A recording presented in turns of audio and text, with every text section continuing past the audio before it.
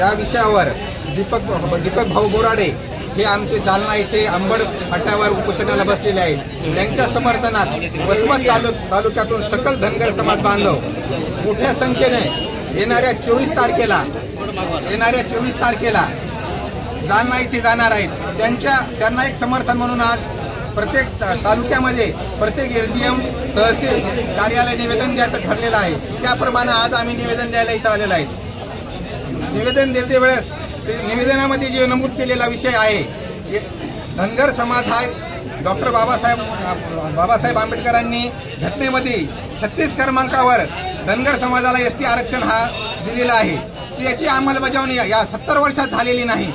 प्रत्येक समाजाला वेगळ्या विषयानं प्रत्येक इलेक्शनच्या वेळेस प्रत्येक राजकीय लोक फसवतात।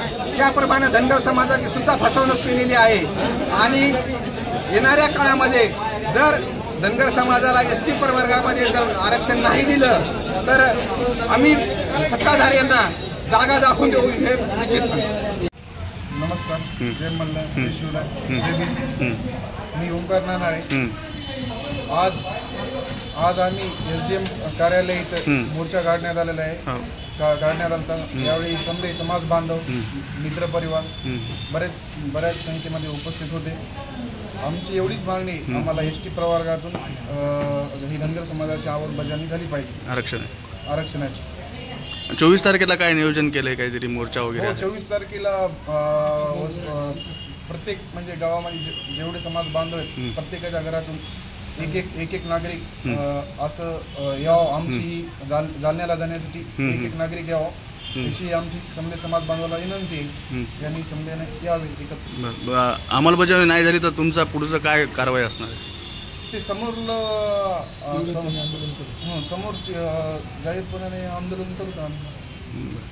आज रोजी समोर धनगर समाज जो जमा झालेला आहे त्याचं म्हणजे एकमेव कारण आहे, आदरणीय बाबासाहेब आंबेडकरांनी आम्हाला घटनेमध्ये आरक्षण एसटीचं दिलेलं आहे, त्याची अंमलबजावणी करणं बाकी आहे।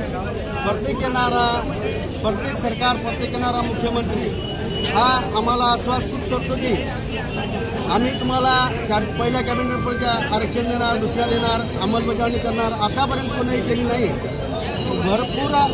पुरेपूर धनगर समाजाची फसवणूक झालेली आहे आणि आमचा बांधव बोराडे हा उपोषणाला बसलेला आहे, त्याला सपोर्ट म्हणून आम्ही आज इथं जमा झालेलो आहोत। एसडीओ साहेबाला निवेदन दिलेलं आहे आणि सरकारला तुमच्या माध्यमातून एवढं सांगणं आहे की आता तरी आम्हाला आरक्षणाची अंमलबजावणी करावी। आमचा अंत पाहू नये।